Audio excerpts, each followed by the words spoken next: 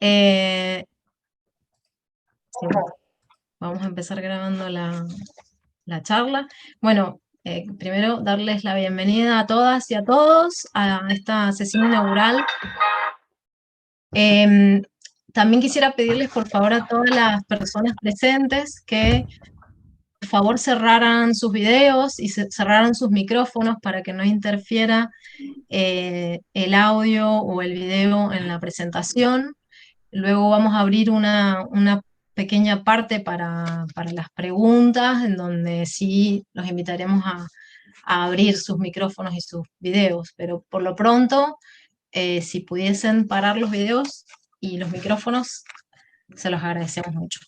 Bueno, darles la bienvenida a todos a la 11ª semana de las artes y el diseño de este año 2022, que ha sido dedicado a la temática pertenencia.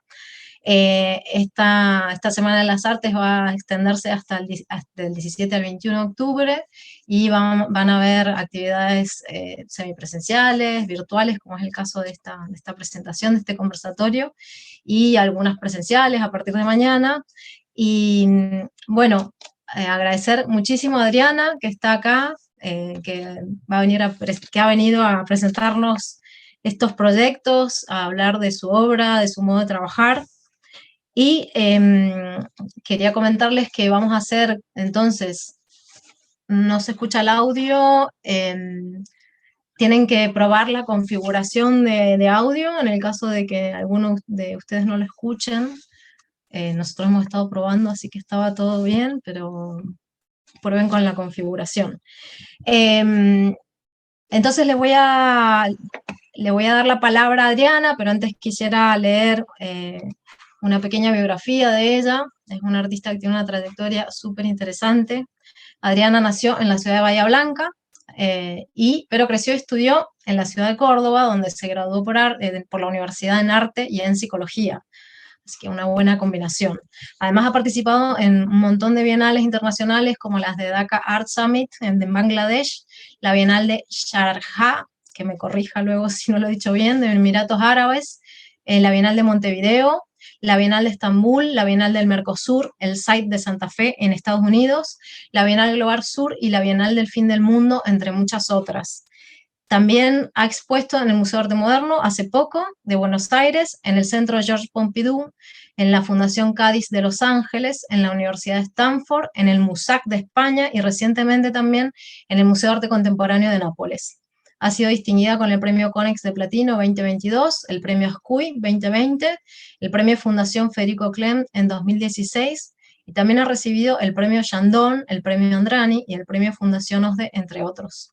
Sus obras forman parte de numerosas colecciones públicas, entre las cuales están el Museo Reina Sofía de España, el Museo Malva, el Museo Moderno de Buenos Aires, el Fondo Nacional de las Artes, la Fundación Arco, el Banco de la República de Colombia, la Fundación Cádiz, la Fundación Binal Yaraj, el Museo de Arte Contemporáneo de Medellín y el Museo de Arte Contemporáneo de Lisboa, entre otras colecciones. Un currículum muy impresionante, Adrián. Vamos entonces a dedicar aproximadamente unos 40 minutos a tu presentación, luego se va a abrir unos 30 minutos para las preguntas. Es probable que estas preguntas surjan a lo largo de la presentación de Adriana, entonces les vamos a pedir que las vuelquen en el chat, yo las voy recogiendo, y cuando Adriana termine, vamos a darle lugar a estas preguntas para hacer un diálogo. Sin más dilaciones, Adriana, te doy la palabra. Bueno, muchas gracias, chicas, chicos, por la invitación, por la presencia de todos allí, que no los veo, pero los intuyo. Sí, frente a la invitación de ustedes, yo lo que pensé que lo que podría compartir era quizás mi modalidad de trabajo, y para ello elegí un proyecto. En realidad son varios proyectos que se van concatenando, que lo considero un poco dentro de que es el hilo de mis trabajos y mis investigaciones, me parece como más ejemplificador, ¿no? Yo trabajo, diría así, pongo la atención en el sustrato, como sustrato de la obra, la historia, pero sería el relato histórico, para ser más precisa, y en realidad dentro de ese relato histórico intentar de alguna manera desarmar el relato histórico oficial, por decirlo de algún modo. Desarmarlo en realidad sería para mí buscar aquellas fisuras o aquellas ansias que aparecen en todo relato histórico que se propone como relato de verdad, que en realidad son espacios que están abiertos porque es un relato desde el discurso, digamos. Entonces, ir en busca de esos espacios inconscientes o quiméricos o alucinados en un punto, sería para mí una manera de desarticularlo. Y en ello tiene que ver sí, la compilación de información de todo tipo, sin jerarquía. Para mí la información es información total, ya sea a través de archivos, ya sea a través de cuentos, a través de saberes orales, y en función de eso ir armando como una otra opción paralela, digamos, ¿no? O sea, pensar en otras historias o pensar en otras verdades, si se puede hablar de verdad histórica. Entonces, uno de los proyectos con el que yo suelo empezar es el proyecto 4x4, que en realidad también coincide cronológicamente con uno de los primeros proyectos que me involucraron, sobre todo en un trabajo de campo, ¿no? Yo soy, bueno, como bien contabas Alejandra, yo estudié y crecí en Córdoba. Córdoba, seguramente ya conocen, bueno, una ciudad atravesada y construida, digamos, gestada sobre todo desde esta cosa un poco religiosa, conservadora, que tiene que ver con el pasado jesuita de la ciudad de Córdoba. Ese pasado jesuita indudablemente nos remite directamente a la colonia. Entonces, para mí también es inaugural porque yo a partir desde este proyecto hacia el siguiente, que es el relato que voy a hacerles, para mí fue importante porque a partir de así yo considero que tuve una comprensión singular, por lo menos dentro de mis saberes, de la idea de historia, ¿no? La idea de historia no como un tiempo cronológico y lineal, sino como un espacio tampoco circular, sino más bien reticular, ¿no? Que sube, que baja, que entra, que sale. Entonces es posible entender para mí desde esa concepción esto de que las cosas siempre están sucediendo de nuevo, ¿no? O en realidad sería como una cinta que entra y sale, ¿no? Que sube y que baja. Este primer proyecto yo lo llamé Proyecto 4x4, es un proyecto que comencé alrededor del año 2003, y si bien se aleja en el tiempo, bueno, esto, ¿no? Que la historia siempre se repite, o está ahí, no sé, no sé si la expresión es precisa, pero como cuánticamente, ¿no? Que está todo el tiempo, está todo al mismo tiempo en realidad, y hay ciertas elecciones o ciertos nexos que hacen que algunas cosas aparezcan en algún momento de nuevo. El proyecto 4x4 está bien anclado en la ciudad de Córdoba, así como el que le precede, tuvo que ver con la crisis, la otra crisis económica, que fue el crash del 2001, que luego sus efectos empezaron a aparecer visualmente, digamos, en la ciudad, sobre todo así, que era la ciudad donde yo vivía en ese momento, en términos de transformación urbana, ¿no? Transformación visual de la ciudad. Apareció un fenómeno que hasta ese momento no estaba, que era la recolección de basura y en realidad de cartones y papeles, hecha por este nuevo subempleo que aparece, que es el cartoneo, ¿no? El cartonero. Y en Córdoba tomó una dimensión muy singular porque todavía sigue sucediendo, un poco menos, pero de carros tirados por caballos. Entonces, de pronto la ciudad, con estos restos un poco jesuitas y otros neoclásicos de la arquitectura de la ciudad, mezclada con todo lo que nuestras ciudades acarrean en su arquitectura, empezó a tener como un cierto aspecto colonial, ¿no? Era así, de pronto eran caballos mezclados en medio del tráfico, de los traffic jams de la ciudad, así, luchando a la vez con camionetas 4x4, que también aparecen con la explosión de las plantaciones de soja, sobre todo en Córdoba, que entran en el mercado y en circulación en la ciudad también estas camionetas importadas 4x4. Entonces ese choque, digamos, entre una tracción a sangre, tracción a sangre de las cuatro patas de una bestia,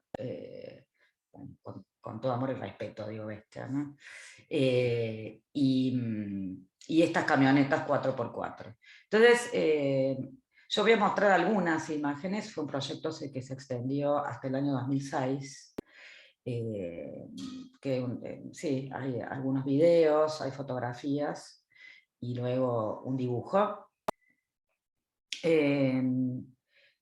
Entonces hay unas imágenes que son imágenes instantáneas, callejeras, ¿no? Como esta, que para mí es una imagen inaugural, porque todavía, o sea, digamos, la fisura, esta inmovilidad social, la cual ya ahora ya está claramente delimitada, yo diría que estaba como en sus comienzos, ¿no? Esa división de aguas que tiene que ver con cuando se puede y no se puede, con los que podemos y con los que no, en términos, lo digo, sociales y económicos, ¿no? Y entonces, para mí esta es una imagen síntesis, esta es una inscripción que aparecía, o aparece, por ahí todavía aún, en los espejos retrovisores de las camionetas, y bueno, y esa imagen que vemos por detrás, o sea, los objetos están más cerca de lo que aparecen. Bueno, no están, por eso sí hay una selección de imágenes, pero hay otras tomas que tienen que ver con esta conjunción de imágenes, ¿no? Córdoba es una ciudad, bueno, como algunos bien sabrán, que está en el centro del país, pero además está rodeado de sierras. Entonces, para mí, la explicación que encontré para que hubiesen tantos caballos dando vueltas por la ciudad, quizás tendría que ver con la cercanía de las sierras, ¿no? Alrededor, donde hay caballos, y entonces como más sencillo que vengan a trabajar a la ciudad. De pronto decidí hacer foco para hablar de este tema, para hablar del tema económico y social, decidí hacer foco sobre la imagen del caballo, ¿no? La imagen del caballo como la imagen del caballo como un emblema de poder, además como la imagen del poder, como lo podemos ver a través de la historia del arte, pero también como una imagen de la prosperidad del campo argentino, del polo. O sea, la imagen del caballo está muy ligada, digamos, a las pampas argentinas, a las sierras, en el caso de Córdoba, pero sobre todo del poder, ¿no? Del poder y la prosperidad del campo. Entonces, de pronto, estos nuevos habitantes urbanos, subalimentados, sobreexplotados, para mí eran como la imagen de esa crisis, era como encontré la mejor manera de hablar, referirme a esa crisis. En ese momento también en la ciudad de Córdoba, y creo que fue en el resto del país también, sucedieron muchas emigraciones, digamos, ¿no? Gente que se fue del país, por cuestiones económicas obviamente, a probar suerte en otras latitudes, y entonces decidí empezar a retratarlos para señalarlos como nuevos habitantes urbanos, como decía recién, pero también con este formato un poco de foto de pasaporte, ¿no? Un 4x4 con fondo celeste. Hice un relevamiento de los retratos de los animales. Luego, bueno, la decoración corrió por cuenta de los cartoneros, ¿no? Había como una especie de folclore así de decorar el caballo. Lo que pasaba también en aquel momento era que había mucho robo de caballos, incluso entre ellos. Entonces yo empecé a trabajar con un grupo de cartoneros en una zona de la ciudad, una zona residencial en aquel momento. Luego vinieron otras políticas urbanas que decidieron sacar las villas, digamos, de las zonas más residenciales de la ciudad, pero en ese momento estaba todo bastante más mezclado. Entonces en un barrio residencial cordobés, cerca de un río, estaba como en convivencia con estas villas, ¿no? Y los cartoneros. Entonces empecé a trabajar a través de una locación de una casa de una amiga que vivía por allí. Empecé a trabajar con esta comunidad de cartoneros. Y me empezaron a pedir estas fotos para demostrar identidad y pertenencia, ¿no? Entonces, de allí empecé. Hay una selección de imágenes, en realidad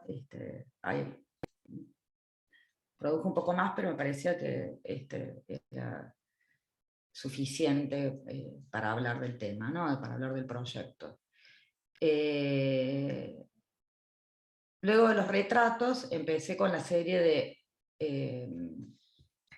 de ejemplares, lo llamé, por la idea ya era empezar a mostrar el propietario, digamos, el cartonero, con el animal en cuerpo entero, ¿no?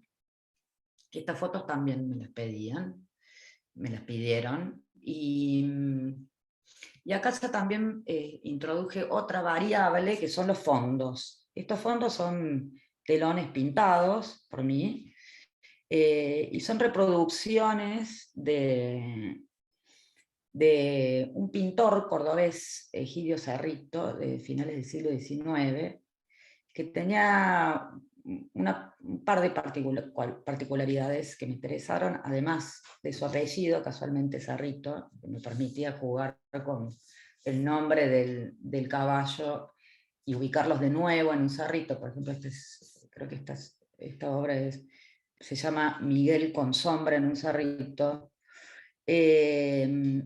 Además de su nombre, también me interesaba que este pintor perteneció, podríamos decir, a la tradición pictórica cordobesa del paisajismo, donde podemos ubicar, no sé, en esa línea a Fader, a Malanca.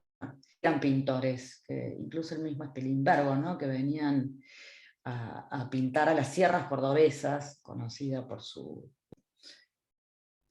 la belleza, podríamos decir, pero particularmente por la vibración de la luz, ¿no? Había como una cosa un poco como impresionista, ¿no? Así romántica, una visión romántica del paisaje. Y Cerrito, interesante porque él en sus pinturas, si en algún momento pueden por ahí buscar algunas obras de él en internet, que seguramente hay, él pintaba como jornadas de trabajo, ¿no? Siempre había una cita a algún campesino por allí trabajando, algún molino, y la luz también, ¿no? La luz tenía que ver con la jornada del trabajo, o sea, nunca un atardecer, siempre como a plena luz, que es cuando se trabaja en el campo, ¿no? Entonces, eso como segundo elemento, y como tercer elemento también, era un pintor que obras de él solía ver en casas, diría, de clase media, ¿no? Era como el acceso que tenía la clase media a tener una obra de un artista con un nombre local, ¿no? Un original, ¿no? Tener un Cerrito en la casa era como, bueno, significaba un cierto estatus, pero bien, bien de la clase media por ahí profesional, podríamos decir, o clase media un poco más acomodada. Entonces para mí estaba como en mi recuerdo adolescente, infantil, ver así estos cuadros en algunas casas. Entonces me pareció que tenía que estar, tenía que ser como el fondo de estos caballos. También hay de estos retratos, también hay una cita, digamos, a las sierras cordobesas, un gesto por ahí, quizás de devolver los caballos a algún tipo de campo, también podría decir el campo de la fotografía, también una cita a las fotografías de las plazas, ¿no? De los fotógrafos de plaza, de poner un telón y crear un espacio nuevo dentro de otro, simular un nuevo espacio dentro de otro.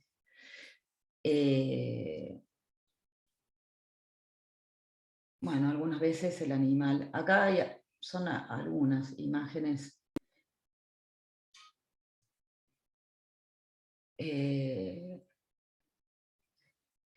Después, también hay un video que hice en este mismo proyecto que se llama Primavera, que es el nombre de una yegua a la cual ubiqué una cámara entre los ojos, y la cámara registra, digamos, el andar enloquecido, diría yo, del movimiento de la cabeza del caballo en medio, o sea, lidiando con el tráfico de la ciudad. Y que muestra, digamos, el recorrido del cartoneo, ¿no? En una jornada de trabajo del caballo en la ciudad. Bueno, acá veo que no está la imagen, pero luego hay un dibujo que, perdón, no está en este PDF, quizás debería haberlo puesto, pero está en mi página, si quieren entrar en algún momento, está el proyecto completo, que tuvo que ver con otra parte de este proyecto, y se fue desplegando, como les explicaba, así como en pequeños, como en capítulos o episodios, que suelo trabajar de ese modo. Comienzo con una idea, comienzo con una inquietud, digamos, empiezo como a investigar, buscar información al respecto, y luego se empieza empiezo a encontrar, a buscar imágenes, y finalmente inevitablemente se va como despedrigando en diferentes episodios o líneas, ¿no? Y hay un otro dibujo, que es uno de los primeros dibujos que yo hago. Si bien tengo formación en pintura y en dibujo, en este caso, en el caso de este proyecto, la fotografía fue, digamos, el discurso apropiado, el lenguaje apropiado, Por la idea era la documentación, ¿no? La importancia de la fotografía y de la carga documental que tiene el video de la fotografía, pero en uno de estos capítulos que se llama Empotrados, la idea fue meter uno de estos caballos adentro de una casa de familia. No le quiero buscar ahora la imagen porque tengo miedo que se me desconfigure esto que estamos viendo ahora, pero se las cuento. La idea era, pues en realidad para mí es más interesante lo que sucedió que en realidad el resultado, pero sí, la idea fue meter uno de estos caballos adentro de una casa de una amiga, ¿no? Así, en este barrio residencial, y fotografiar el caballo en otras situaciones familiares cotidianas de la casa. La idea era, para a mí entender, era un momento en que nadie, o me parecía a mí que mucho no nos estábamos haciendo cargo de la transformación social que se estaba operando en el país en ese momento. Entonces, la idea era meter uno de estos caballos adentro de la casa y como quien tiene un elefante rosa, ¿no? Que nadie lo ve.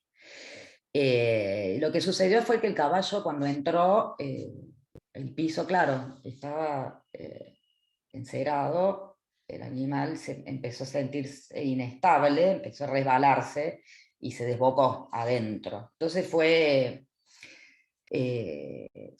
un accidente en realidad, fue una situación muy estresante. De hecho, no sé cómo, pero no sé, abrí una puerta y el caballo pudo salir, pero hubo destrozos adentro de la casa, nadie salió herido, salvo algunas cosas rotas, ni el caballo ni nadie que estuviese adentro ayudándome a hacer las fotografías. También recién estaban empezando a aparecer las máquinas digitales. Esto es todo un proyecto hecho con formato medio, con estas cámaras de 6x6 de los años 50, que también en la elección del instrumento también es un componente discursivo. Quería que fuera un sistema analógico. Y bueno, no hubo tiempo o sea, en el miedo no hubo tiempo de registrar nada, porque fue así, tipo, sí, un accidente. Pero lo que hice yo luego de eso fue un dibujo, donde hago como una especie de crónica y dibujo algunas escenas relacionadas con lo sucedido. Y cuento allí, ¿no? Lo que había sucedido.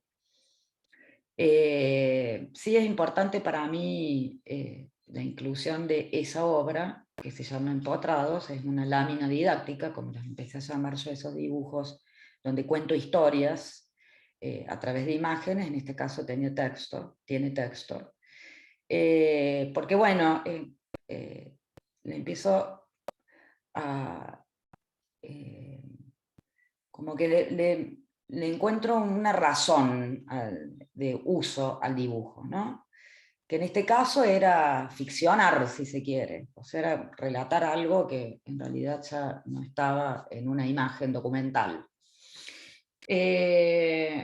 Cuando yo ya estaba terminando este proyecto, ya sentía que había llegado a su fin, es que fue en el año 2006, un poco también cuando estaba con este trabajo de los caballos, y me empecé a familiarizar con algunas lecturas que encontré en la Biblioteca Mayor en Córdoba, una biblioteca muy importante, pues pensemos en una de las primeras imprentas de Sudamérica en manos jesuíticas, fueron en Ciudad de Córdoba, la primera universidad, etcétera, Córdoba la docta, ¿no? Y así empecé a familiarizarme con algunos datos de la economía colonial. Y en el siglo XVI la principal actividad económica de Córdoba, pero también poco de la región central del país. Tenía que ver con la producción de ganado mular. Sabemos que la mula es un híbrido, es decir, no tiene descendencia, o sea, es como, hay que producirla, hay que fabricarla la mula, ¿no? Es un cruce entre un burro o burra y un caballo, una yegua. Y Córdoba era la principal productora de mulas en lo que era la región central de, todavía no era país, obviamente, pero se producían en Córdoba y luego emprendían su destino final a las minas, al Cerro Rico de Potosí, ¿no? Para la explotación de las minas del Potosí. Iban creciendo en su derrotero, en su ruta, hasta llegar a Potosí. Llegaban adultas a Potosí a trabajar y a morir, digamos, en su trabajo de extracción. Yo estaba familiarizada, ya interesada por nada, pero para mí explicaba de alguna manera, era un dato que de alguna manera explicaba para mí el por qué, también además de las sierras cercanas, por qué podía haber tanta presencia de caballos, ¿no?, en la ciudad, para el cartoneo, ¿no?, por supuesto. Pero justo me cruzo, así casualmente, con una noticia en el diario, en donde aparece, fue un escándalo porque aparece en la línea aérea Southern Winds. Southern Winds era una línea aérea muy joven, que había aparecido alrededor del año 2000, un poco antes, perdón, antes, como en el 90 y finales de los 90, no quiero cometer un error ahí con las fechas, pero fue finales de los 90, aparece esta línea aérea Southern Winds, cuyos tickets eran mucho más baratos que aerolíneas argentinas o LAPA, que existía en ese momento. Y bueno, resulta ser que tenía una ruta muy extraña. Primero tenía un viaje Córdoba-Madrid, que era una rareza si pensamos que todo pasa por Buenos Aires, que sigue siendo así, que tuviese esta independencia de ruta, ¿no?, de vuelo directo a Madrid. Pero también venía desde Tacna, o sea, venía como desde el Perú, pasaba por Bolivia, por Córdoba, Córdoba, España. Y el escándalo tiene que ver con que se descubre, sale a la luz, que estaba involucrada en el tráfico de cocaína. Entonces, cuando yo veo esa noticia, primero me impacta la ruta, ¿no? Que podría decir, bueno, a ver, estas son rutas coloniales, y ahí yo empiezo a hacer como una transparencia, digamos, como quien superpone dos mapas. Descubro bueno, que las rutas coloniales en toda Latinoamérica siguen respondiendo a las rutas del narcotráfico, que la política sigue, las políticas económicas, digamos, de estas regiones sigue siendo la de explotación, extracción y exportación hacia el viejo continente. Entonces, se me ocurre, quizás por haber estudiado psicología,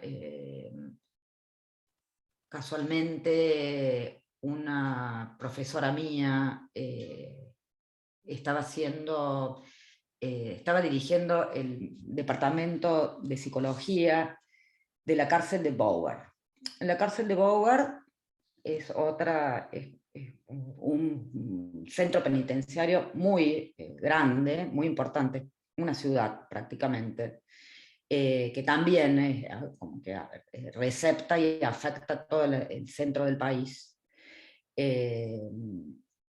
donde hay cárcel de hombres, cárcel de mujeres, y entonces Bueno, doy con la información a través de esta persona de que el 70% de las mujeres que estaban cumpliendo condena en ese momento en las cárceles estaban vinculados a delitos con del narcotráfico, o sea, mulas.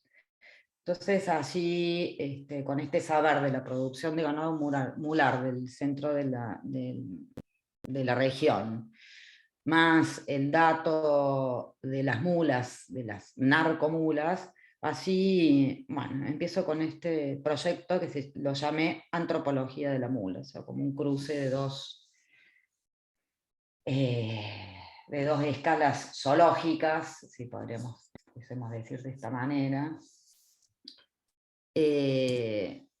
Bueno, acá es un pequeño mapa de las rutas coloniales y las rutas del narcotráfico. Y empiezo con esta primera imagen, como inaugural, ¿no? Esto es como si fuera una tapa de un libro para mí, casi ilustrativa. Es la imagen de una mula bebé, producida en las sierras de Córdoba. Córdoba sigue produciendo mulas, sigue produciendo biomulas. Por eso empiezo a designar, ¿no?, a las biomulas, refiriéndome al animal de carga, y las narcomulas, refiriéndome a las mujeres. Es una actividad que es mayormente están manos femeninas.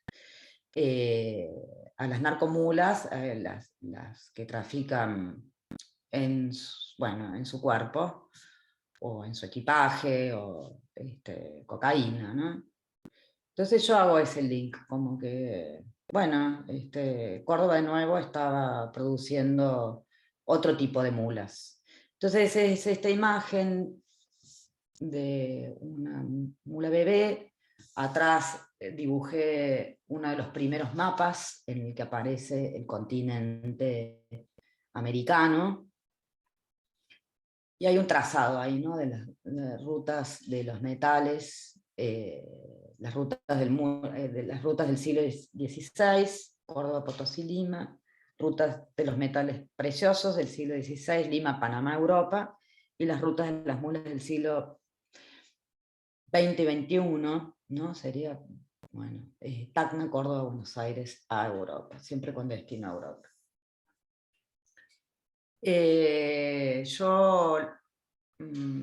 El proyecto sigue por adentro de la cárcel, pero bueno, acá, sí, perdón, antes de eso, esta imagen, que es un dibujo, que de nuevo acá el dibujo para mí cobra otro sentido, además de esto que me había servido a mí para hacer un relato de algo que había sucedido. A mí lo que me pasa con este proyecto y con esto de encontrarme con esta superposición de las rutas de narcotráfico, con las rutas de la colonia, esta superposición de la producción de ganado mular, que también como un animal de carga para la extracción, para la exportación, y de nuevo la figura de la mula mujer del narcotráfico. Yo tengo como otra comprensión de la historia, ¿no?, que esto que les decía al principio, como que sería el tiempo, ya no es lineal, tampoco es circular, sino que es algo como que es reticular, ¿no? Entonces, es casi del territorio de la ficción, ¿no? Entonces, en el instrumento, digamos, la cosa como la herramienta arcaica del dibujo, a mí también me permite poner en sincronía ya no tiempos remotos, ¿no?, lugares lejanos, tiempos remotos, ya no un tiempo objetivo y lineal, sino un tiempo subjetivo y un tiempo político, ¿no? Y entonces la herramienta del dibujo es como perfecta. También comienzo a hacer otra operación en la obra que tiene que ver con la recuperación o el rastreo de imágenes de archivo. Para mí el redibujar imágenes de archivo también tiene que ver con una operación son imágenes que para mí son necesarias ponerlas de nuevo en circulación. Hay una especie o redimir esas imágenes, sacándolas de su contexto, de su origen, de su nido habitual, y resituándolas en otro contexto, poniéndolas en diálogo con otras imágenes. Entonces, en esta operación de juxtaposición sería, y de montaje, ¿no? Como al modo de Abby Warburg, es como generar otros sentidos, ¿no? Generar nuevas asociaciones que hago yo y que pongo a disposición del ojo otro, digamos, para que haga las propias. También esta lámina inaugura como otro dispositivo que empieza a llamarlas, así como con la de empotrados, láminas didácticas, que es como una cita también un poco irónica al modo en que se enseñaba la historia a través de imágenes, de láminas escolares, ¿no?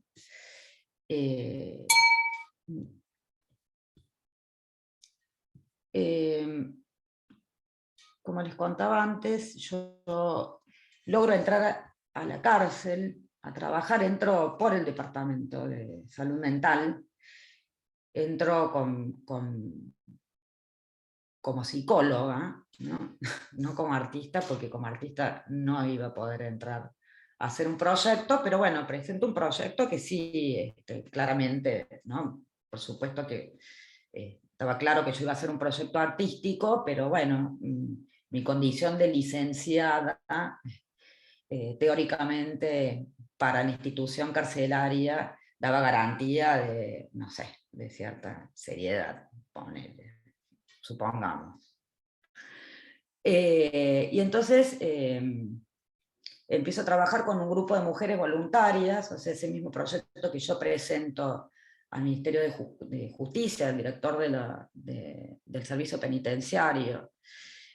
Hago llegar ese mismo proyecto a un grupo de mujeres, y bueno, y empiezo a trabajar con alguna de ellas que bueno, que se entusiasman en trabajar en el proyecto, sobre todo porque son situaciones esencialmente de una gran injusticia, digamos. Y entonces había, y hay, supongo que sigue existiendo también, una necesidad de hacerse escuchar, ¿no? Obviamente, como ya todos sabemos, esto es como casi una obviedad, ¿no? Que el sistema de control de narcotráfico tiene que ver con estas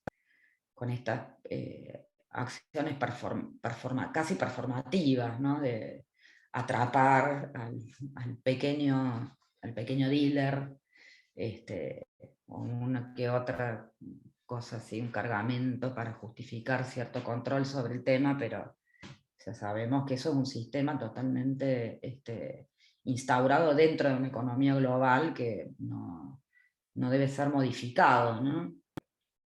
Entonces, para ellas era importante hablar también del tema, que saliera por fuera de los muros de la cárcel y llevarlo a otro territorio, que en este caso el territorio del arte, ¿no?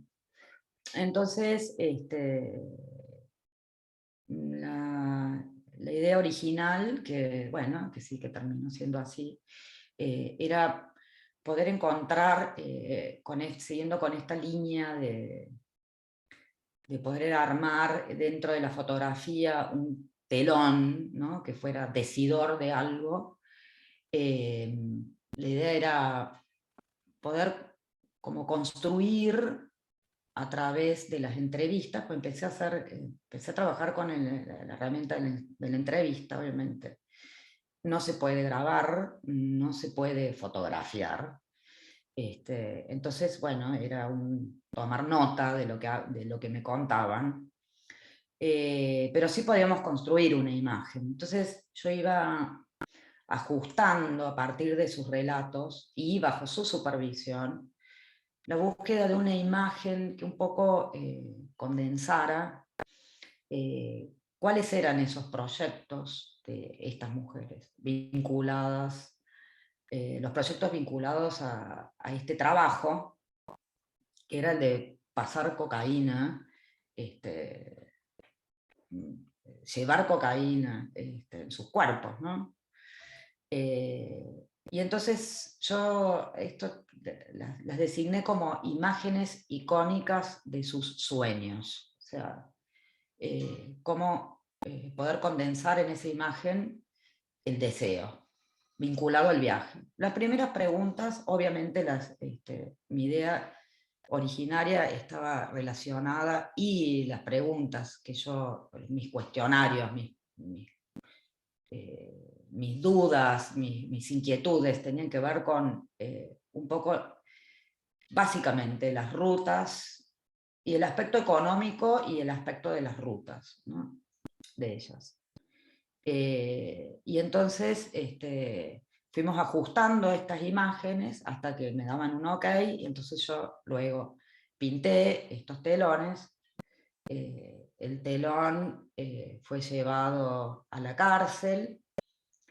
La imagen de la toma es de espaldas, por una cuestión de identidad también, pero bueno, también, digamos, ponerlas ellas enfrente de sus proyectos fallidos, algunos, otros no, y con algunas leyendas de algunas frases o cosas que para mí sintetizaban lo que como una síntesis de esas entrevistas, ¿no?, como lo esencial del relato de ellas. Luego, bueno, estas son una serie de dípticos, también la idea del díptico, de poner una al lado de otra, o sea, que es como de diferencia y semejanza, ¿no?, a la vez. O sea, si una está a la izquierda, la otra está a la derecha, si una es blanco y negro, la otra es color, si una mira a la cámara, la otra está de espaldas, y bueno, y si una es mula, la otra también. Como un poco un juego así de opuestos y semejanzas.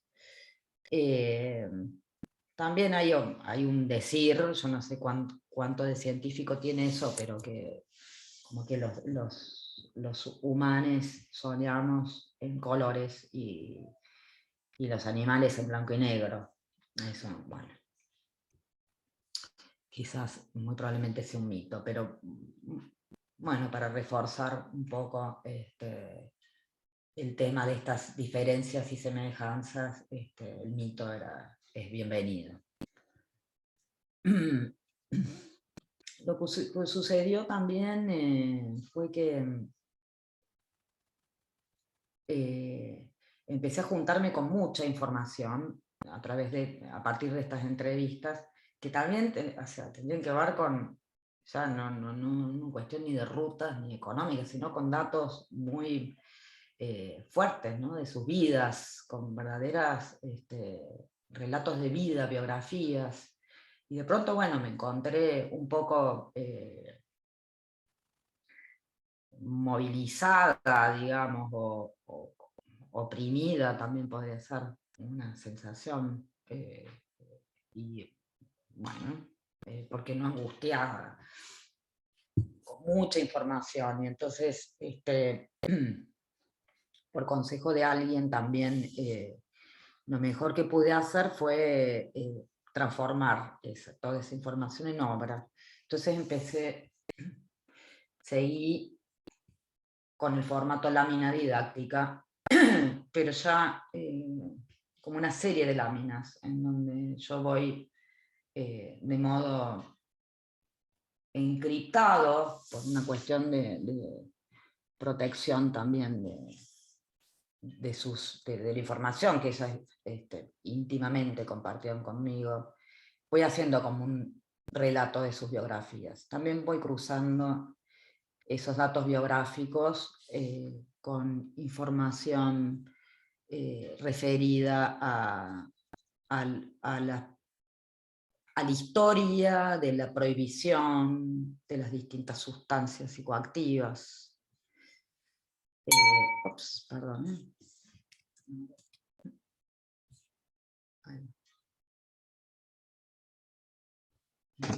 Adriana, ¿me escuchas? Sí. Tendríamos unos 10 minutos, ¿te parece? Aproximadamente para dar tiempo a las preguntas. Puede ser un poquito más, pero No, para la no, intención. bueno, sí, ya termino. Era un pasaje así por estas láminas. Esto es grafito sobre lienzo, sobre canvas. Y luego también, luego fui invitada a Medellín para seguir con este proyecto, que bueno, que tuvo otros ribetes un poco más densos, sabiendo la historia colombiana en relación al narcotráfico, que es mucho más intenso que nuestra historia, pero bueno, luego este proyecto, también faltan unas imágenes, se desprenden también una serie de videos. Empiezo a abordar como la idea del narcotráfico como un paradigma, ¿no? Como un paradigma de funcionamiento, o sea, pensar el narcotráfico como una máquina. Entonces empiezo si bien estaba más abocada al tema de las rutas y luego al recurso humano, que sería la mula, luego abordo el tema del dealer, el tema de las cocinas, y el tema de los cárteles, ¿no? Y de los recursos naturales, como abordar así el tema narcotráfico, como decía yo, como una máquina, y qué piezas están involucradas en ese funcionamiento. De allí, de este proyecto, así muy parecido al de 4x4, se van desprendiendo entonces otras diferentes como arterias que van como construyendo o tratando de entender la máquina narco. Bueno, ya me parece que sí, que ya sigue y ya se me va a hacer demasiado extenso. Bueno, cerraríamos un poco por acá, ¿no? ¿Te parece, Alejandra? Como quieras, unos 7 minutitos más, como para tener 20 minutos como para hacer preguntas o algo así, pero si querés terminar así como un poco más holgadamente, si no, cuando digas. Sí, bueno, lo que les puedo contar, así para que no extenderme demasiado, pero es este dispositivo que adopté, que tiene que ver con para hacer como una lectura de la narcomáquina. Este dispositivo que encontré, que es el motete. El motete es una forma musical del siglo XIV, europea, que aparece en Francia, pero luego se extiende por el resto de Europa, que es un antecedente de la música polifónica, ¿no? O sea, es previo a una inscripción de la música como de primera, segunda, tercera, cuarta voz. Es previo a eso. Entonces, para mí lo que fue interesante fue del formato del motete, era primero la escritura de la partitura, que la partitura es horizontal, ¿no? Las voces aparecen una al lado de otra, no una abajo de la otra. Luego, como empieza a desparramarse y es adoptada por el resto de Europa, también va respetando en estas voces, ¿no? En un duplum, triplum, quadriplum, quintuplum, respetan los idiomas, ¿no? Entonces de pronto hay un duplum que es en un español antiguo, luego un triplum en francés, alguna frase en inglés. O sea, es como toda esta mezcla de voces disonantes unidas por un tenor, que podría ser notas muy bajas, un instrumento muy bajo, podían ser sílabas en latín, ¿no? Unidas, todas estas voces disonantes unidas por esta línea de base, y que suenan juntas muy armónicamente. Entonces me sirvió a mí para identificar el tenor con los recursos naturales, y luego cada una de estas voces con las diferentes actores y piezas, ¿no? Que involucran la narcomáquina. Entonces, a partir de cada una de estas voces, o sea, una tenía que ver con las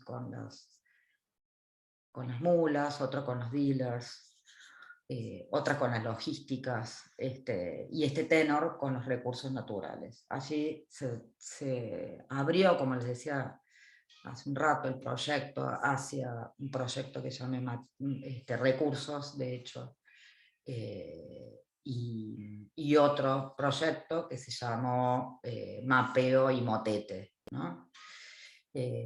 Bueno, no me voy a extender más, porque entrar acá es como entramos ya a otro Bueno, tiempo explicativo. muchísimas gracias, Adriana. Súper interesante todo lo que has mostrado. Yo no sé, no les veo las caras a las personas presentes. Si quieren también Ahí les puedo encender las compartir. cámaras para que Adriana las vea. Y si tienen alguna pregunta o comentario, si la quieren hacer personalmente, es simplemente abrir el micrófono, y si no, la pueden volcar en el chat, y yo la leo. Si no hay nadie que esté ahí, la verdad que a mí me ha provocado muchas cosas, pero bueno, quisiera dar la palabra a los presentes. Pero mientras se animan, voy a aprovechar para, bueno, me ha resonado mucho, sobre todo porque, primero, tu investigación es realmente multicapa, ¿no? O sea, tenés todas, incluso esta parte de expresión sinestésica, ¿no? De que vinculas la música o las notas musicales con las distintas capas de los actores o los agentes dentro de tu investigación. Y también es muy interesante cómo abordás tu práctica artística como una investigación científica. O sea, yo te veía incluso estas imágenes que nos estabas mostrando, toda esa impronta documental que tiene, eh, que te vas a las raíces de los pintores viajeros, ¿no? De los científicos, ¿no? Los primeros que iban como descubriendo ellos un mundo nuevo, iban dejando, como que te has apropiado también de esa forma, ¿no? Tan súper interesante y súper atractiva estéticamente, no solamente por su carácter científico, sino para nosotros también atractiva estéticamente hablando. Me gustaría que un poco has dicho, sí, cómo es que llegás a lo colonial, ¿no? A través de este primer trabajo en el 2001 de los cartoneros y la relación con las mulas. Pero claro, vos la explotás de una manera muy amplia, y también pienso que ahora con el 12 de octubre, ¿no? Como hay ciertas muy interesante también el concepto que has de reticular, ¿no? Porque está digamos, la línea más histórica de lo lineal y lo progresivo europeo, lo circular, que sería lo más precolombino, ¿no? Americano. Y después vos propones otro concepto que quisiera saber si es tuyo, digamos, de propia autoría, o cómo lo extraes, esta idea de reticular, que me parece súper interesante, casi como superponiendo capas del pasado al presente, ¿no? Cómo estas cosas siguen coexistiendo hasta el día de hoy.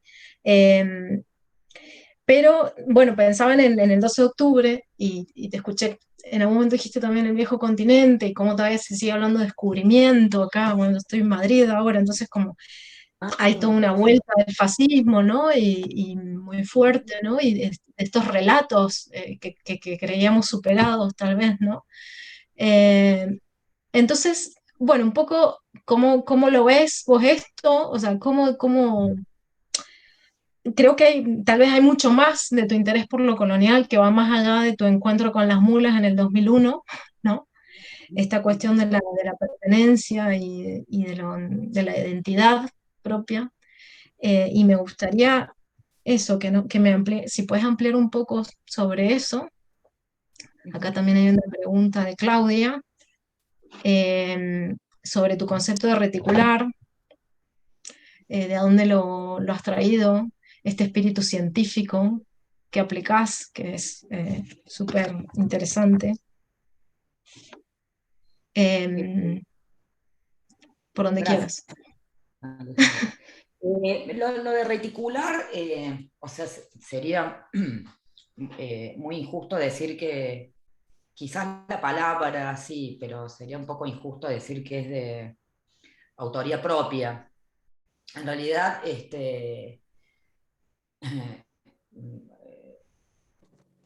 coincide, mejor dicho, es anterior mi lectura sobre Benjamin, ¿no?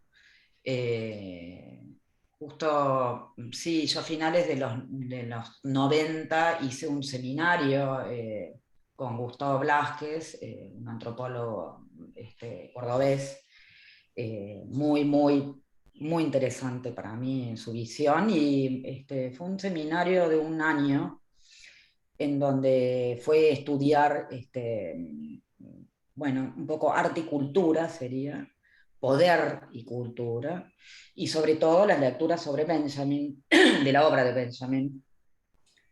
Y en realidad a mí lo que me pasó fue que cuando yo vi ese aviso en el diario, ¿no? Y vi las rutas y vi las mulas y todo ese conglomerado de información que tiene el carácter de un flash, en realidad, como que comprendí este concepto de imagen dialéctica de Benjamin, ¿no? Que es que la historia se contrae, ¿no? Él habla de como una especie de fogonazo, ¿no? Es como eh, un rayo, ¿no? Que ilumina, que de pronto ilumina un segundo, y en ese segundo produce un tipo de saber, que es un tipo de saber histórico, pero que es un fogonazo, es como un insight, ¿no? La velocidad del insight. Es como un cambio, o sea, el cambio es un segundo, o sea, por más puede haber cosas atrás, ¿no? Que vengan como el insight, ¿no? Hay una información que se va acumulando, una energía que se va acumulando, pero luego es como el Big Bang, digamos, ¿no? Es como, luego es un segundo, y ahí una cosa deja de ser lo que era para ser otra. Entonces, para mí fue como la comprensión de qué es una imagen dialéctica, ¿no? Esta fotografía es una fotografía que no es una fotografía fuera del foco, sino que es una fotografía movida, ¿no? Es como la cámara que justo cuando estás por hacer la foto, no sé, te toca en la espalda, ¿no? O sea, algo pasa, hay un temblor, y es así, ¿no? Como ¡fup! Eh, y, y entonces, a partir de esa lectura que él hace de la historia, ¿no? Como en una destrucción permanente, una imposibilidad de hacer una escritura lineal de la historia, es que pienso en el tiempo y en la historia. Si la historia es la escritura del tiempo, digamos, y de los hechos, como reticular, digamos, como algo que aparece, que es como un mejunje, ¿no? Pero que de pronto, tac, cierra en una imagen. En relación Hermoso. a la colonia, o sea, a lo colonial, es como, también, yo hablo de este proyecto porque para mí fue, en lo personal, me modificó mi modo de estar en el mundo, ¿no? ya a partir de allí, o sea, pensar en la identidad, pensarme yo en mi propia identidad, es desde mi pasado colonial, y con todo lo que eso significa, ¿no? O sea, el criollismo, o sea, bueno, con estos proyectos o con la obra, sí, yo voy descubriendo, investigando cosas, pero también me voy pensando a mí misma. Luego, y en esta idea, ¿no? De como de tiempo, que en un punto, o sea, puede sonar un poco violento, pero es como si el tiempo tuviese una dimensión estática, ¿no? Y en esta dimensión estática también ubico mi identidad en esta dimensión estática. De hecho, cuando yo estaba haciendo el proyecto de las mulas, que empecé a frecuentar, digamos, la biblioteca mayor y a leer estadísticas y cosas, información relacionada con lo colonial, aparece ahí un dato muy, para mí, sorprendente también. Lo que pasa es que fue una carpeta en ese momento no abrí porque mi atención estaba puesta en otra dirección, pero la producción de ganado mular no estaba hecha por mano de obra indígena, sino por mano de obra esclava negra. Y en Córdoba, estamos hablando de 1773, por allí, el 60%, en uno de los últimos censos de la población cordobesa, el 60% era negra, ¿no? Y luego, cómo se fue manipulando toda esa información, que a la vez también o sea, vos vas a Córdoba, y Córdoba existe esto el negro cordobés, es como, digamos, un mote que se le da, es muy cordobés, es muy de Córdoba. Entonces, por más que las cosas la información esté manipulada, o esté acallada, o vayan sucediendo otras cosas que aparentemente suponen cierta transformación, están, ¿no? Están y están y aparecen. Entonces, pensar en la colonia es pensar en nuestra identidad, en mi propia identidad. Súper interesante. Hay dos preguntas más de los presentes. Claudia Peralta, que te pregunta, digamos, en tus diseños expográficos, ¿cómo presentás las fotografías? Si las presentás digitalmente o impresas. Las fotografías son impresas. Las fotografías son impresas. De hecho, también los retratos con los cartoneros son impresas, y bueno, pocas veces he podido hacerlo, pero son impresiones de gran formato, un poco copiando estos tamaños de Velázquez, ¿no? La idea del caballo imperial, ¿no? Son formatos imperiales, así 3x3, que es un formato muy Velázquez para ese tipo de pintores, pero sí son impresas, sí. Y Leticia Moyano, que pregunta cómo pasaste de un lenguaje visual, desde la fotografía y el dibujo, al lenguaje musical. Una buena pregunta. Bueno, yo, digamos, sería muy caradura de decir que soy música, pero hago música desde siempre. Y de hecho hay dos videos, uno de los videos, ahí en colaboración con otro músico también, es una música compuesta ad hoc para uno de los videos. Y en realidad el ingreso de la música al proyecto, digamos, pues son dos cosas que yo hago como en paralelo, aunque en la pandemia empecé a unir un poco las dos cosas, empecé a hacer videos, o a partir sí, empecé a hacer algunos videos con la música y tratando de cruzar los dos lenguajes. Pero allí era porque, en realidad, pues me crucé con el formato del motete, de la escritura del motete, que me pareció que era, o sea, yo en realidad lo tomo por una cuestión formal, no por una cuestión musical, pero claro, es una música, entonces también aprovecho y hago a un par de videos, la música está compuesta como un motete, ¿no? O sea, pensando en un bajo y pensando en diferentes voces. pero es como un dispositivo visual de última, más que musical, en el caso del proyecto. ¿Habrá alguna otra pregunta? Si quieren abrir el micrófono directamente, están habilitados. Bueno, no nos quedan muchos minutos. Te están preguntando si tienes Instagram. Tengo un Instagram, se llama Adriana O Bustos, o de Ofelia, Adriana O Bustos. Ahí hay algunas, un poquito mezclado, pero hay obras. Y después, Estuve compartiendo Kafka. tu web. Sí, sí. Y después la web es www.adrianabustos.com.ar. Allí, si bien no está del todo actualizada, pero hay varios proyectos. No están los últimos proyectos de los últimos años, pero hay un punto. Sí. Después en la Galería Narciso también tienen, hay obra nueva, sí. En la página de la Galería Narciso tienen. Bien. Y el último proyecto que estuviste presentando ahora en Buenos Aires tiene que ver con alguna de las cosas que has presentado aquí.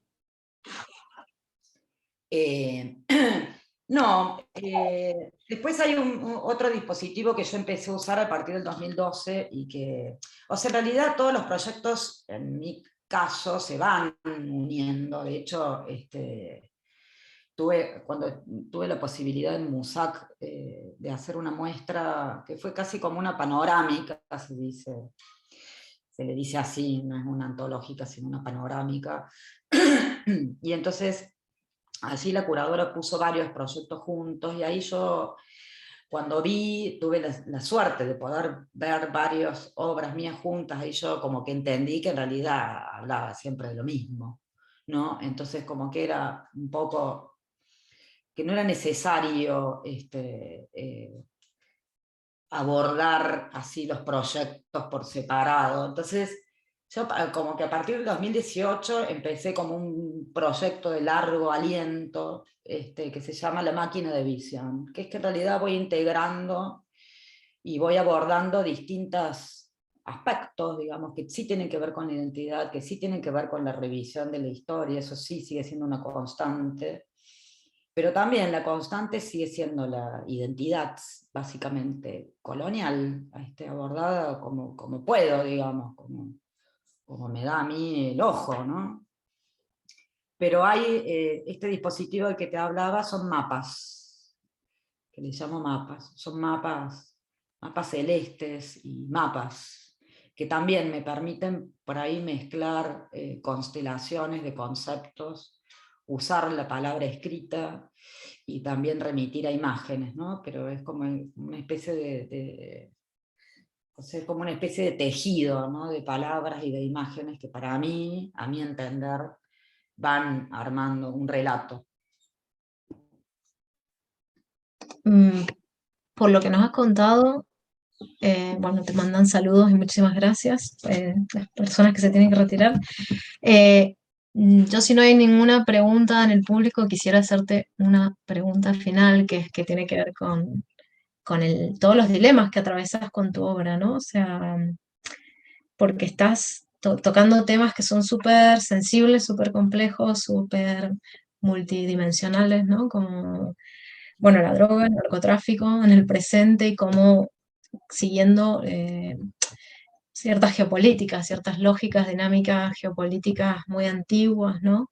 Y vos como artista, seguramente, bueno, un poco lo contaste, ¿no? Que eso te genera una cantidad de información, pero también te moviliza.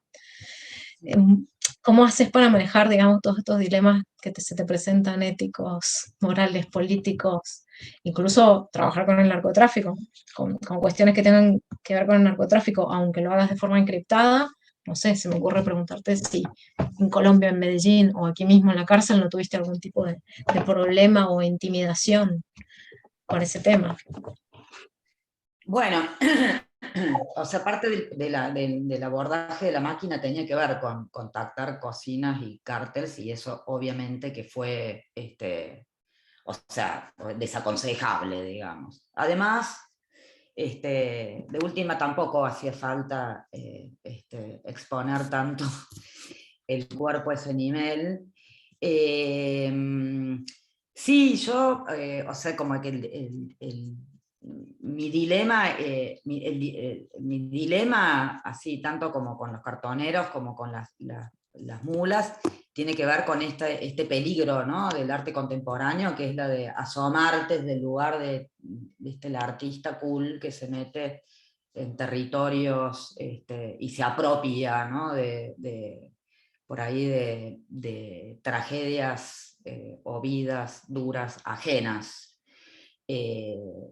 Bueno, no sé, yo en ese sentido como que he tratado o trato de ver de qué modo puede servir lo que yo haga, ¿me entendés?, para esos otros discursos. Además, bueno, nada, ¿viste?, pagar por el trabajo, aunque suene un poco frívolo así, pero bueno, todos somos todos trabajamos, pero podemos ser todos trabajadores, pero fundamentalmente eso, ¿no?, tener cuidado de no frivolizar desde el arte ese tipo de situaciones ajenas, ¿no? Entonces, dentro de los límites, obviamente seguramente habrá cosas que se me escapan, pero así en términos conscientes, ver de qué manera, bueno, yo hablo de eso y que al otro también le cumpla algún tipo de función, ¿no?, que opera algún tipo modifique, si es posible, un poco soberbio suena, pero que aporte algo al otro que está colaborando en mi proyecto, ¿no? No sé si... Sí, me quedo bueno, la obra con la que empezaste, que decías Objects in mirror closer than they appear, ¿no? Que los objetos pueden estar más cerca, se pueden tomar como una metáfora, ¿no? Dijiste también los que pueden y los que no. O sea, que a veces no somos conscientes de esos que no pueden, ¿no? Entonces me parece que en ese sentido sí tu obra pone en un lugar incómodo, ¿no? Muestra cosas, hace estos paralelos, estas superposiciones de mapas, estas juxtaposiciones que son, que hacen realmente reflexionar profundamente. Bueno, creo que estamos ya en tiempo, ¿vale? Tú me dirás si queda tiempo para alguna pregunta más o ya vamos cerrando. Tenemos un ¿Sí? par de minutitos más, si se necesitara, si no podemos ir cerrando, yo creo. Vale. Bueno, Adriana, agradecerte muchísimo. No sé si te quedó algo en el tintero que quieras decir ahora. Creo que ahí está tu página web, ahí en el chat, para todas las personas que quieran consultar todas las obras Sí. que ha presentado, o parte de las obras que ha presentado. Agradecerte mucho por esta presentación, tus palabras. ¿Puedo decir unas palabras? Sí, perdón, sí. Buen día, Adriana. Mira, Buen día, José Luis. Me pongo en el papel de docente, soy profesor del taller de pintura. Y me gustó muchísimo tu exposición porque de alguna manera, o sea, me identifico, nos identificamos los profes con lo que les proponemos a los estudiantes que realicen, ¿no? Me gusta esta mirada que has tenido de la realidad presente, pasada, y de alguna manera proponiendo algo hacia adelante. Esta mirada de científica, de historiadora, ¿no? De hurgar de pronto en la historia, en la antropología, pero con esta mirada tan particular del artista, ¿no? Que viste que el artista como mira cosas así que de pronto el científico no necesariamente lo hace. Y me parece que tu muestra, tu manifestación, eso lo deja muy explícito. Y lamentablemente no hay muchos estudiantes acá que hayan podido verlo, pero seguramente te vamos a utilizar como referentes para que ellos trabajen en esta producción tuya, ¿no? Me gustaron muchísimo las obras que propone esta cosa así presentativa, frontal, directa, que no quepan duda de lo que estás proponiendo, ¿no?, en esta relación. Y como cosa personal, me hiciste hurgar ahora cuando te escuchaba en el Google, ¿no? Entonces estuve buscando la mula, el mulo, el macho, el hembra, el burdenego, que no me acuerdo qué es también, que me pareció muy interesante. Y como dato anecdótico te cuento que yo soy de un departamento acá de Mendoza que se llama Guaymallén, o fui de Guaymallén, y que también hubieron recolectores con caballos y carretelas, y la municipalidad, un dato anecdótico, y la municipalidad, para que de pronto no hicieran ese trabajo forzado de los caballos, que por supuesto que lo tenían muy mal alimentado, les dio unos triciclos motorizados con una cajita atrás para que pudieran hacer su trabajo. Claro, Bueno, claro, Adriana, claro. nada más Muchas que gracias, agradecerte y muchas Luis. gracias. Muchas gracias, gracias por tus palabras. Muchas gracias. Claudia creo que quería preguntar algo más, pero me parece que no le funciona el micrófono. ¿No te funciona? No. No. ¿Querés escribirla? Y ya con esas cerraríamos. Muchas gracias, José, por tu pregunta. Perdón que no te escuché.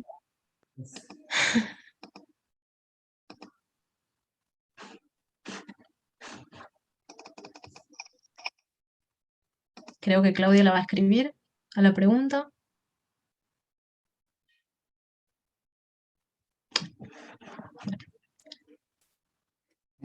Sí. Bueno, muchos agradecimientos. Sí, ahora estoy leyendo el chat, ¿eh? Ah, bueno, bueno. Sí. Genial. Está buenísimo. Gracias, gracias, Claudia. Sí, la verdad que el proceso de investigación es intenso, muy intenso. Sí, no tenerle miedo, ¿no? a la cosa didáctica. De hecho, a mí me gusta eso. O sea, nada, o sea, mostrar lo que uno va pensando, ¿no? Me gusta el aspecto didáctico que puede tener el arte. Sí, como no temerle, diría así como un consejo, así,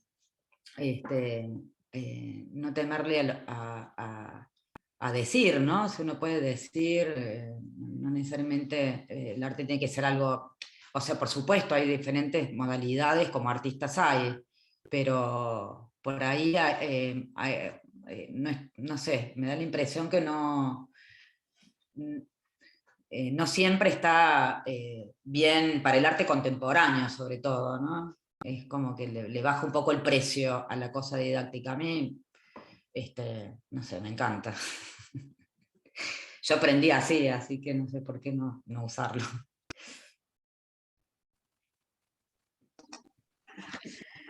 Bueno, te damos las gracias ampliamente. Ha sido súper interesante tu trabajo. Bueno, ahí puedes leer todos los saludos. Y bueno, ojalá verte en vivo en algún momento, el próximo año. Conocer Mendoza. Sí, claro, También, no claro, sí. claro. A ver qué investigación traes para Mendoza. No estaría Sí, mal. claro.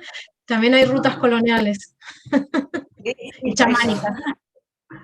Bien, me Sí. gusta. Bueno, yo quería contar que el conversatorio va a estar disponible, no sé si hoy, pero probablemente mañana, en el canal de YouTube de la facultad, para quien quiera volver a verlo o si lo quieren compartir con otras personas. Y bueno, agradecer a Adriana y a Alejandra por haber formado parte de esta propuesta y dado comienzo a los conversatorios de la Semana de las Artes y el Diseño. Muchas gracias. Gracias, gracias. Adiós. Gracias a Adiós. todos. Adiós.